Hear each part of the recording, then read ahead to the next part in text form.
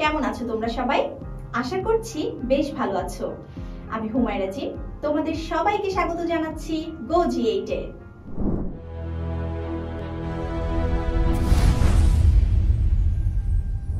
বন্ধুরা, আজকে আমরা একাদশ দ্বাদশ শ্রেণীর উচ্চতর গণিত দ্বিতীয় পত্র থেকে অষ্টম অধ্যায় স্থিতিবিদ্যার কিছু গাণিতিক সমস্যা নিয়ে আলোচনা করব। দেরি না করে চলো শুরু করা যাক। বন্ধুরা, তোমরা তোমাদের স্ক্রিনে একটা গাণিতিক সমস্যা দেখতে পাচ্ছ। চলো দেখে আসি গাণিতিক সমস্যাটি কি বলছে। এখানে একটা চিত্র দেখানো হয়েছে। এই চিত্রে ও বিন্দুতে কার্যরত পি আর কিউ বল দুটির লব্ধি হচ্ছে আর। সেটা আমরা ছবি থেকেই বুঝতে পারছি যে পি এবং কিউ বলটি আর বরাবর লব্ধি হয়ে চলে গেছে। যা কিউ বলের সাথে 50 ডিগ্রি কোণ উৎপন্ন করেছে সেটাও আমরা দেখিয়েছি, যেটাকে আমরা অ্যাকচুয়ালি থিটা বলে থাকি, যে লব্ধিটা যে কোনো একটা বলের সাথে যে কোণটা উৎপন্ন করে। তো আরো বলা হয়েছে P = 15 নিউটন এবং পি আর কিউ এর মধ্যবর্তী কোণটা হচ্ছে 150 ডিগ্রি। তো এই ক্ষেত্রে আমাকে প্রথমে দেখো বলা হয়েছে আর এর মানটা কত সেটা বের করতে হবে। আর বলা হয়েছে যে তোমার কিউ এর মানটা কত সেটা আমাদেরকে বের করতে হবে। এবং তৃতীয় ম্যাথটিতে বলা হয়েছে পি আর কিউ যদি সমান হয় সেক্ষেত্রে আমাদের যে লব্ধি এবং লব্ধির সাথে যে কোণের আমাদের যে কোনো একটা তোমার ভেক্টর বা যেটাই বলি না কেন বলের যে অ্যাঙ্গেলটা সেটার মান হবে α/2 আর লব্ধিটার মান হবে হচ্ছে 2p cos α/2। তো এইটা আমাদেরকে প্রমাণ করে দেখাতে হবে। তো প্রথমে আমরা যে দুটি ম্যাথ ক আর খ তে দেখতে পাচ্ছি, এটা খুব সহজ সলভ করতে পারি। এটা তোমাদেরকে দেখিয়ে দিচ্ছি যে দেখো এই বরাবর কিউ এর দিকে আমি যদি উপাংশ বিবেচনা করি প্রত্যেকটা বলের ক্ষেত্রে, তো তোমরা জানো এখান থেকে উপাংশ হিসেবে আমরা কি লিখতে পারি। আমরা একবার cos এবং একবার sin দিয়ে সূত্রটাকে লিখতে পারি। দেখো আমি যদি এখানে এই বরাবর উলম্ব উপাংশ এবং অনুভূমিক উপাংশটা নিই তাহলে আমার কাছে মান আসছে q cos 0 degree plus Q এর সাথে তাহলে আমাদের আর এর কোণ ইয়াটা কত অ্যাঙ্গেলটা r cos 50 ডিগ্রি। সরি আর না, এখানে তোমার প্রথমে হচ্ছে যে দুটো বল আমরা ব্যবহার করেছি সেই দুটোকে লিখতে হবে, ইকুয়াল টু লব্ধিটা লিখতে হবে। তো p cos এখানে আসবে হচ্ছে 150 ডিগ্রি আর এই পাশে আসবে r cos 50 ডিগ্রি। এটাকে আমি একটা সমীকরণ দিলাম। এবার আমি এখান থেকে দেখো আরেকটা যেটা লিখতে পারি সেটা হচ্ছে q sin 0 degree plus p sin এখান থেকে আসবে হচ্ছে 150 ডিগ্রি আর এই পাশে আসবে হচ্ছে r sin শুধু 50 ডিগ্রি। এটাকে আমি 2 নম্বর সমীকরণ দিচ্ছি। তো দেখো আমাদেরকে যেহেতু বলা হয়েছে যে r এবং q এর মানটা বের করব, তো ক নাম্বার ম্যাথের জন্য আমি কি করতে পারি, এখান থেকে আমাকে r এর মানটা বের করতে হবে। তো দেখো q যেখানে 0 হয়ে যাচ্ছে সেটা যদি আমি নেই, আমার r এর মানটা ব্যবহার করতে বা বের করতে সুবিধা হবে, কারণ এখানে p এর মানটা আমার জানা আছে এবং r এর মানটা আমার অজানা। আর sin আর cos এর বা sin cos এর যে মান আমরা সেটা তো ক্যালকুলেটর দিয়ে বের করতে পারবো। এখানে দেখো q sin 0, তার মানে sin 0 মান যেহেতু 0, সো q টা আমার এখানে থাকছে না। তো আমি এই যে 2 নম্বর ইকুয়েশন এখান থেকে আসলে r এর মানটা বের করতে পারবো। তো 2 নম্বর ইকুয়েশন থেকে আমরা কি পাচ্ছি, p sin 150 degree equals r sin শুধু 50 ডিগ্রি। তো দেখো তাহলে আমি লিখতে পারি r equal p sin 150 degree by sin শুধু 50 ডিগ্রি। তো দেখো এখানে আমরা p এর মানটা পেয়েছিলাম হচ্ছে কত দেয়া আছে এখানে 15 নিউটন। তো 15 ইনটু sin 150 করলে কত আসে এগুলো আমি একটু আগে দেখে নিচ্ছি। sin 150 ডিগ্রি যেটার মান এসেছে হাফ আর sin শুধু 50 ডিগ্রির মান আসছে 0.766। তো এটা আমি সলভ করব এখন। 15 ইনটু 0.5 ভাগ হচ্ছে 0.766। এই মানটি এসেছে দেখো 7.79। তো এটা হচ্ছে আমাদের r এর মান, যেহেতু এটা নিউটনে আসবে অবশ্যই। তো আমাদেরকে প্রথম যেটা ক নাম্বার বলেছিল সেটা অলরেডি আমরা বের করেছি যে r এর মানটা আসলে কত হবে, সেটা আমার এসেছে 7.79 নিউটন। তো আরেকটা কথা আমাদেরকে বলা হয়েছে, সেটা হচ্ছে খ নাম্বারের ক্ষেত্রে। তো আমি খ নাম্বারটা এখানে লিখছি। খতে আমাদের কাছে চেয়েছে যে কিউ ইকুয়ালস হোয়াট। তো আমি দেখো এখান থেকে যদি বিবেচনা করি, এখন আমি যে কোনো এই যে তোমার এই ইকুয়েশনটা যদি ব্যবহার করি 1 নাম্বার, এখানে আমার কিউটা থাকছে, পি এর মান জানি, আর এর মান জানি, কিউ এর মানটা বের করতে পারবো কিনা। তো দেখো এখান থেকে আমি কিউ cos 0 এর মান 1, সো এখানে শুধু কিউ থাকবে plus P equals to R cos 50।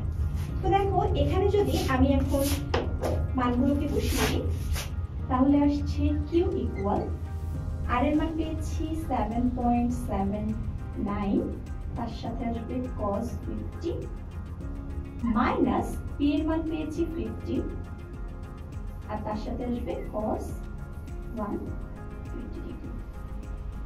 তো দেখো এটা যদি আমি এখন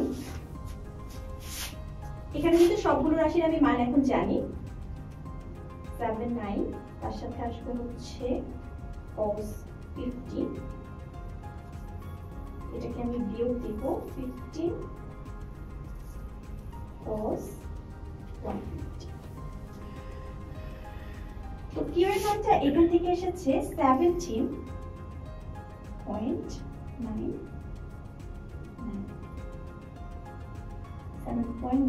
এটাও নিউটনে আসবে। তো দেখো আমাদেরকে যে কাজটা করতে বলা হয়েছিল সেটা হচ্ছে যে প্রথমত আমরা আর এর মানটা কত সেটা আমাদেরকে বের করতে বলা হয়েছে, সেটা আমরা বের করেছি। এরপর আমাদেরকে বলা হয়েছে কিউ এর মানটা কত সেটা আমরা বের করেছি। ডাটা হিসেবে এখানে আমাদের হাতে দেয়া ছিল যে পি এর মানটা কত সেটা দেয়া ছিল, এবং দেয়া ছিল হচ্ছে তোমার আমাদের এখানে প্রত্যেকটা কোণ অ্যাঙ্গেলগুলো দেয়া ছিল।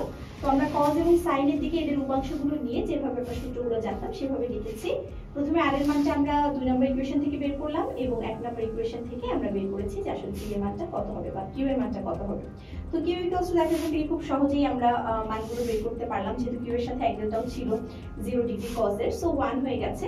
তো এই হচ্ছে আমার কিউ এর মান এবং এই হচ্ছে আমার আর এর মান। তো আশা করছি এই দুটো গাণিতিক সমস্যা তোমরা বুঝতে পেরেছো। এবারে আমি তৃতীয় গাণিতিক সমস্যাটি নিয়ে কথা বলবো বন্ধুরা। তো এবারে আমি তৃতীয় গাণিতিক সমস্যাটির সমাধান নিয়ে কথা বলবো। তো দেখো তৃতীয় সমস্যাটিতে আমাদেরকে বলেছে পি আর কিউ যখন সমান হবে তখন আমাদেরকে এই জিনিসগুলো দেখাতে। তো এখানে থিটা এবং আলফা ব্যবহার করা হয়েছে, তাহলে আমি চিত্রতে যে আমাদের থিটা এবং আলফা সেটা ব্যবহার না করলেও এটা দেখাতে পারি। তো আমি প্রথমে এমনিতেই তোমাদেরকে করে দেখাবো, তারপর তোমরা যদি চাও এই মানগুলো বসিয়ে চেক করতে পারো যে আসলে আমাদের এই অ্যান্সারটা ঠিক এসেছে কিনা। তো দেখো পি এবং কিউ যখন হবে, আমরা ইউজুয়ালি দৈর্ঘ্যের যে সূত্রটা জানি সেটা হচ্ছে R equal root over P square plus Q square plus 2pq cos alpha. এবং আমরা tan থিটা ইকুয়াল, মানে যখন অ্যাঙ্গেলটা বের করি লব্ধির সাথে যে কোনো একটা বেগের যে কোনো একটা বলের যে অ্যাঙ্গেল সেটা থাকে আমাদের tan theta equals to q sin alpha by p plus q cos alpha. তো এই হচ্ছে আমাদের জেনারেল যে সূত্রগুলো আমরা যখন পি আর কিউ নেই তখন আমাদের হাতে থাকে। তো এখন আমরা যেটা করব সেটা হচ্ছে এই সমস্ত জায়গাতে পি আর কিউ এর বদলে শুধু পি বসাবো, কারণ পি আর কিউ এখানে ইকুয়ালস আমাদের বলা আছে। তাহলে দেখো আর ইকুয়ালস টু কি লিখতে পারি, এখানে আর না করে এই রুট ওভার যেহেতু দেওয়া আছে আমি আর স্কয়ার হিসেবে লিখতে পারি। আর স্কয়ার ইকুয়ালস টু আমি লিখতে পারি হচ্ছে P square plus P square plus 2p into p cos alpha. কেন লিখেছি বুঝতেই পারছো, কারণ আমাদের হচ্ছে তোমার এখান থেকে আমরা অলরেডি বলেছি যে প্রত্যেকটা যে বল সেটাকে আমরা p হিসেবে বিবেচনা করব, কারণ p আর q আমাদের এখানে সমান। তো এখানে দেখো তাহলে 2p স্কয়ার তার সাথে আসছে হচ্ছে plus 2p square cos alpha. তো এখন তাহলে 2p স্কয়ার আমি যদি কমন নিই 1 প্লাস cos আলফা থাকছে। তো দেখো এই 1 প্লাস cos আলফা এটাকে যদি আমি বিবেচনা করি 1 প্লাস cos 2 আলফা হিসেবে, মানে এখানে যদি আমি একটা 2 গুণ আকারে এবং একটা 2 ভাগ আকারে দিয়ে দিই তাহলে এটা আসবে 2 ইনটু আলফা বাই 2, মানে 2 ইনটু আলফা বাই 2। তাহলে এই কোণটা তো আমি এখানে বিবেচনা করতে পারি, তাহলে এটাকে আমি 1 প্লাস cos 2 আলফা হিসেবে বিবেচনা করতে পারি, যেটা সূত্র হচ্ছে 2 cos স্কয়ার আলফা। তো আমি এটাকে লিখতে পারি 2p square into 2 cos square alpha by 2। কারণ এখানে আমি ওটাকে আমরা অ্যাঙ্গেলটা ভাঙিয়ে তোমাকে দেখালাম যে তোমার আলফা বাই 2 এখানে আমরা ধরতে পারি আলফার মানটাকে 2 ইনটু আলফা বাই 2। তো দেখো এই মানটা আমি পেয়েছি r equals r square equals, তো তাহলে r স্কয়ার ইকুয়ালস আমি পেলাম 2p স্কয়ার, 2 না সরি এখানে 2 2 মিলে 4 হয়ে গেছে, তাহলে 4p square cos square alpha by 2। তাহলে এখান থেকে আমি লিখতে পারি r ইকুয়াল, যদি আমি দুই পাশে আর কি রুট করে ফেলি তাহলে দেখো আমাদের অ্যানসারে যেটা চেয়েছে সেটা অলরেডি চলে এসেছে। 4 কে আমি যদি রুট করে ফেলি সেটা আসবে 2, p স্কয়ার কে করলে p আসবে, আর cos স্কয়ার আলফা কে এটা যদি আমি করি তাহলে cos আলফা বাই 2। তো এটাই দেখো আমাদেরকে এখানে প্রুফ করতে বলেছে যে আমরা যখন p আর q সমান নিব তখন আসলে আমাদের এই r এর মানটা 2p cos আলফা বাই 2 আসে কিনা। তো বেশ ভালো কথা, এটা আমরা প্রুফ করেছি। আরো একটা জিনিস প্রুফ করতে বলেছে সেটা হচ্ছে থিটা ইকুয়ালস আলফা বাই 2। তো সেটা আমরা কিভাবে প্রমাণ করতে পারি, আমরা অলরেডি tan থিটা সূত্র লিখেছি।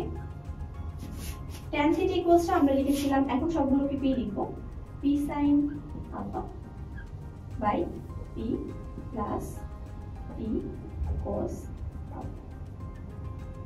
তো এখন দেখো আমি যদি এখান থেকে p টাকে কমন নিয়ে নিই তাহলে এখান থেকে কি লিখতে পারি, p এখানে sin আলফা এটাকেও কিন্তু আমরা 2 ইনটু 2 আলফা বাই 2 হিসেবে বিবেচনা করতে পারি। তো sin 2 আলফা সূত্র তোমরা সবাই জানো, আমি এখানে না লিখে বরং নিচে লিখি।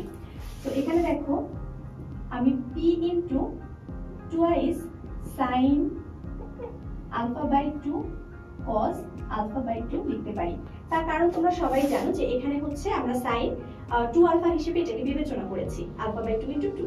তো এখানে তাহলে আমি 2 sin আলফা cos আলফা এটা সূত্র হিসেবে যেভাবে তোমরা জানো যে sin 2 theta equal 2 sin theta cos theta. তো এই সূত্রটা আমি এখানে লিখলাম। আর তাহলে আমাদের নিচে আসবে হচ্ছে p যদি আমরা কমন নিয়ে নিই 1 প্লাস cos আলফা। তো দেখো 1 প্লাস cos আলফা এখানেও আমাদের এসেছিল, আমরা সেটাকে লিখেছিলাম 2 cos স্কয়ার আলফা বাই 2। তাহলে এখান থেকেও আমরা যদি একই কাজ করি তাহলে আমাদের জিনিসটা কেমন আসে।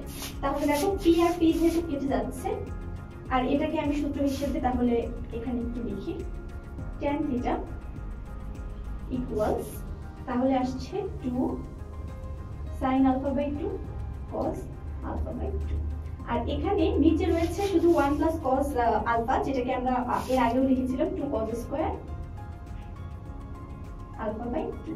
তো এখানে 2 2 কেটে যাচ্ছে, একটা cos আলফা কেটে যাচ্ছে, শুধু থাকছে sin alpha by 2 by cos alpha by 2, যেটাকে আমরা লিখতে পারি tan আলফা বাই 2। তো তাহলে দেখো tan থিটা ইকুয়ালস টু আমাদের এসেছে tan আলফা বাই 2।